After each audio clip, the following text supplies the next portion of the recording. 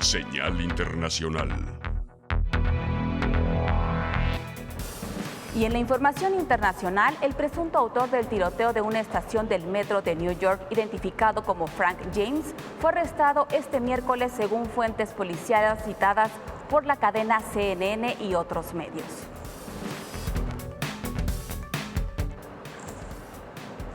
La Casa Blanca arremetió contra el gobernador de Texas, Greg Abbott, por haber ordenado un incremento de las inspecciones de camiones en la frontera con México.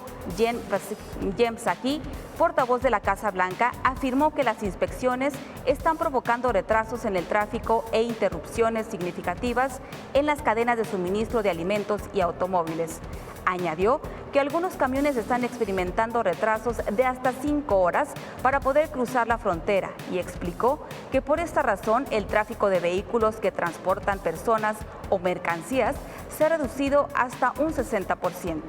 El gobernador de Texas ordenó incrementar las inspecciones en la frontera después de que el gobierno del presidente Joe Biden anunció que en mayo se cancela la medida que permite expulsar de inmediato a los migrantes, con lo que se prevé un incremento del flujo migratorio en la frontera con México.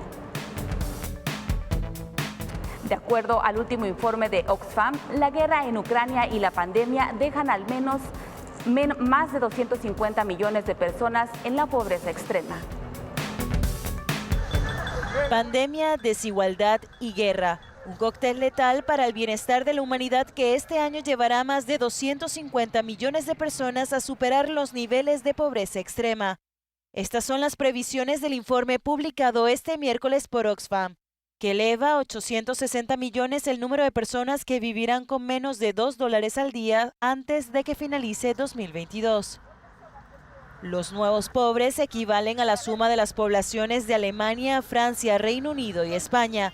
África, Asia y Latinoamérica son las zonas más afectadas. Como puede verse en este gráfico, la pandemia es la principal causa del aumento de la pobreza extrema. Su efecto se vio agravado por la desigualdad y mucho más por el aumento de los precios de los alimentos, que se han disparado tras el estallido de la guerra en Ucrania. Una comparación de la proporción de ingresos que gastan en comida los más ricos y los más pobres en diferentes países muestra que mientras en Estados Unidos los más pobres gastan menos del 30% de sus ingresos en comida, en Perú se acerca al 60% y en Mozambique supera esa cifra. Según Oxfam, los 2 últimos años han supuesto un retroceso de décadas en la lucha contra la pobreza en todo el mundo. Y lo más lamentable, dice su director ejecutivo, es que millones de dólares han sido acaparados por pequeños grupos de hombres poderosos. El Ministerio de Defensa ruso confirmó que más de 1,000 soldados ucranianos se rindieron en Mariupol. Mariupol es una ciudad completamente arrasada tras 49 días de asedio por parte de las tropas rusas. Según Kiev, al menos 20.000 civiles han muerto durante una brutal invasión que, en palabras del fiscal de la Corte Penal Internacional, ha convertido Ucrania en una gigantesca escena del crimen. Según el portavoz del Ministerio de Defensa del Kremlin, Igor Konashenkov, 1.026 soldados ucranianos se han rendido a las tropas rusas en Mariupol. La televisión rusa ha mostrado imágenes de decenas de combatientes en manos del enemigo. Kiev responde que unidades de la 36 Brigada de Marines lograron abrirse paso y unirse al regimiento Azov.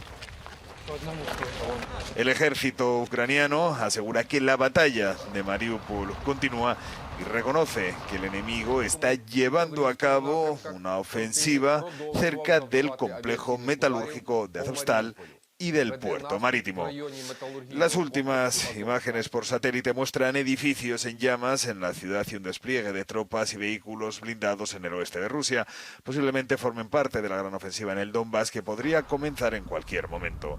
El miedo ha vaciado ciudades como Sloviansk o Kramatorsk, donde 50 civiles murieron la semana pasada en un asalto a la estación de tren. Mientras tanto, aumentan las denuncias de ataques contra civiles y atrocidades presuntamente cometidas por soldados rusos. La OSCE acusa a Moscú de haber violado el derecho internacional humanitario. Los investigadores están reuniendo pruebas de presuntas masacres perpetradas en ciudades como Bucha o Borodianka durante la ocupación. Más de 760 cadáveres de civiles, entre ellos 30 niños, han sido recuperados en la zona tras la retirada de las tropas invasoras. Reitera la primera ministra de Finlandia que decidirá su adhesión a la OTAN en cuestión de semanas.